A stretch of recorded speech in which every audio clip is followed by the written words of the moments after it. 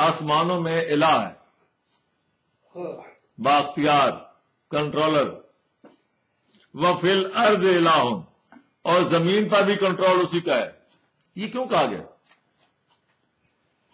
وہ والذی فی السماء الہ، آسمانوں میں بھی الہ بااختیار کنٹرول اسی کا ہے، وفی الارض الہ،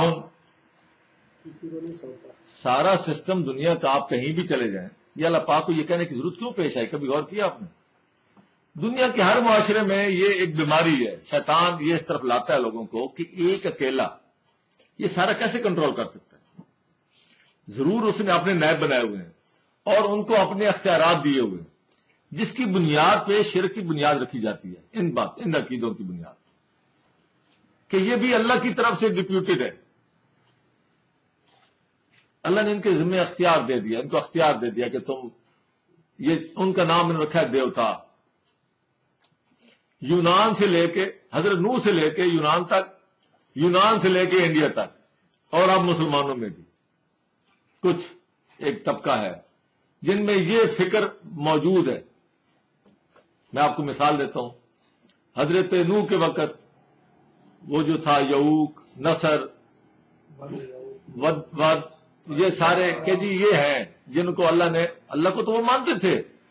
دنیا کی کوئی قوم ایسی نہیں گزری قرآن کی روح سے جو اللہ کو نہ مانے.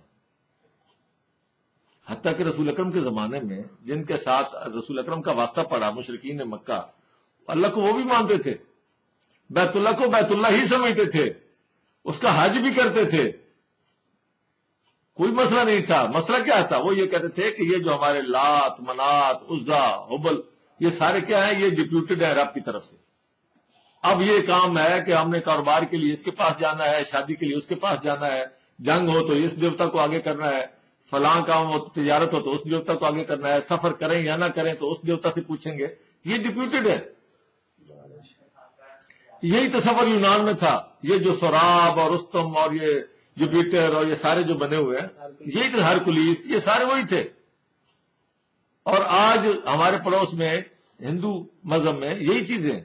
وہ اللہ کو وہ بھی مانتے ہیں. آپ انٹرنیٹ پہ ان سے بات کریں، وہ اللہ کو مانتے ہیں. آج بھی وہ کہتے ہیں ایشور، وہ کہتے ہیں ایک اللہ کو ہم مانتے ہیں. لیکن ان کو اللہ پاک نے یہ جیسے کوئی ایک کالی دیوی ہے جو جنگ کی دیوی ہے، ایک لکشمی دیوی ہے جو کہ مال و دولت کے حوالے سے ہے، کوئی اندرا دیوی ہے جو کہ یہ ہواؤں کے جس پر کنٹرول ہے، کوئی درگا دیوی ہے، یعنی مختلف دیویاں ہیں. اس حوالے سے وہ سارے انہوں نے ایک نظام بنایا ہوا ہے کہ اللہ نے ان کو ڈپیوٹ کیا ہوا ہے مختلف کاموں کے لیے. ہمارے ہاں بھی یہ مسئلہ ہے. ہم کہتے ہیں ایک غوث ہے، کتب ہے، غوث ہے، پھر اس کے آگے وہ کیا ابدال ہیں. تو یہ مختلف ہر شہر پہ اوپر ایک ابدال ہے جو کنٹرول کرتے ہیں، پھر ان کی کچہریاں لگتی ہیں، ان کی میٹنگ ہوتی ہیں، یہ پورا کنٹرول یہ کرتے ہیں. یہ ایک نظام ہے. اللہ پاک فرماتے ہیں کہ ایسا کوئی نظام نہیں ہے. وہ الہ فی السماء و الہ فی الارض، وہ اسی کا کنٹرول، اسی کا اختیار، وہ آسمان اور زمین ہر جگہ پہ اسی کا ہے. اس کو ڈپورٹ کرنے کی ضرورت کیا ہے؟ وہ الحکیم العلیم. ان میں سے یہ جتنے دیوتا ہیں کوئی حکیم اور علیم نہیں ہے.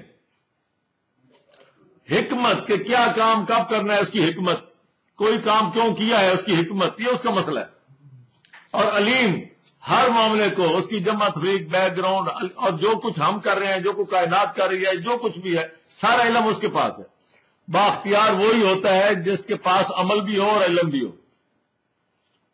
علم نہیں ہے صرف عمل ہے، دوائی جاؤ، وہ تو اندھے والی ڈانگ ہوگی. وہ علیم بھی ہے، حکیم بھی ہے. وہ سب جانتا ہے کہاں کہاں کس چیز کی کیا ضرورت ہے، یہ اس کا کام ہے. اور حکیم ہے کہ اس کام کو کیسے کرنا ہے، کب کرنا ہے، کب ضرورت ہے ان کو. ایک آدمی کہتا ہے یا اللہ بارش دے، لیکن وہ حکیم ہے، وہ جانتا ہے کہ اس کو بارش اس وقت ٹھیک نہیں ہوگی، اس کا اتنا علم ہی نہیں ہے، نہیں دیتا. ایک آدمی کہتا ہے یا اللہ میری اس لڑکی سے شادی ہو جائے، اللہ پاک کہ اگر اس کے پاس، اگر اللہ کی رحمت ہے اس کے اوپر، اور اگر 20 سال بعد وہی شادی اس کے لیے وبال جان بن گیا تو اللہ پاک نہیں ہونے دیں گے. وہ کہے گا یا اللہ میری تو سنتا ہی نہیں. وہ یہ نہیں دیکھتا کہ اللہ وہ حکیم ہے. اس لیے جو اللہ پاک کام کرتے ہیں وہی بہتر ہے. تو رب پر ڈوری چھوڑنے والا، رب کے اوپر توکل کرنے والا، وہ کبھی پریشان نہیں ہوتا. لیکن یہ ایمان کا حصہ بن جائے تب، ورنہ انسان پریشان ہوتا ہے کہ میری آرزو پوری نہیں. لیکن اس کو کیا پتا، نہ وہ علیم ہے نہ وہ حکیم ہے انسان، اور اسی وجہ سے وہ پریشان ہوتا ہے. اگر وہ مان لے اپنی پوزیشن کہ میں علیم حکیم نہیں ہوں، علیم حکیم رب کی ذات ہے، تو وہ پریشانی اس کی ختم ہو سکتی ہے. اس کے بعد وَتَبَارَكَ الَّذِي لَهُ مُلْكُ السَّمَاوَاتِ وَالْأَرْضِ وَمَا بَيْنَهُمَا، برکت والی ذات. یہ جتنی برکتیں ہیں وہ ساری لہو اسی کے لیے ہیں. ملک السماوات والارض وما بینہما، تمام آسمان اور زمین اور درمیان، پوری وسعت، پوری کائنات کی وسعتوں میں سارا کا ساری ملکیت، بادشاہی اس کی ہے. اور یہ تمام برکتیں دنیا میں جو بھی نازل ہو رہی ہیں یا انسانوں کو جو بھی مل رہی ہیں، یہ ساری کی ساری اسی ذات سے آ رہی ہیں.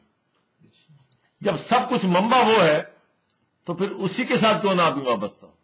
پھر دیوی دیوتاؤں کا تصور کیا بہن؟ جب وہ علیم حکیم ہی وہی ہے، جاننے والا وہی ہے، ہمارے شاہ رگ کے قریب ہے، ہماری ہر بات سنتا ہے، تو پھر درمیان میں چوکیاں کیوں؟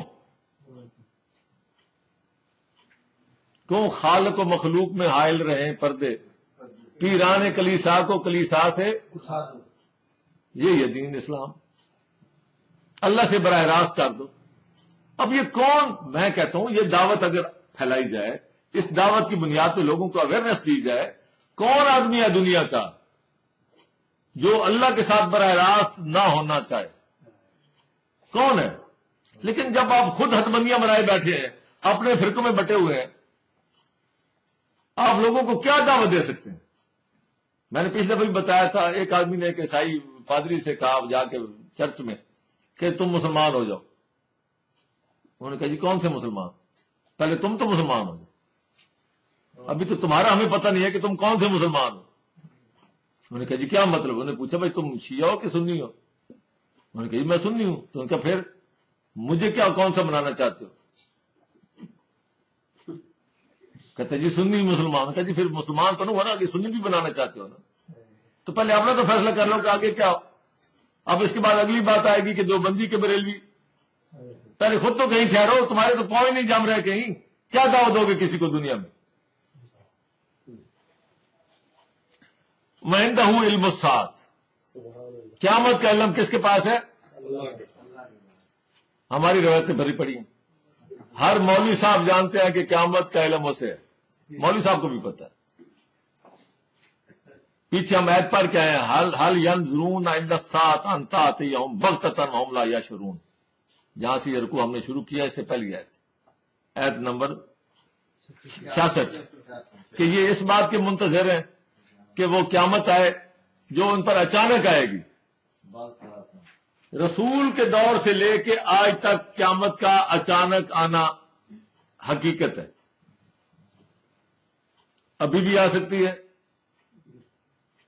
صبح بھی آ سکتی ہے، 1000 سال بعد بھی آ سکتی ہے. جب بھی آئے گی کیسے آئے گی؟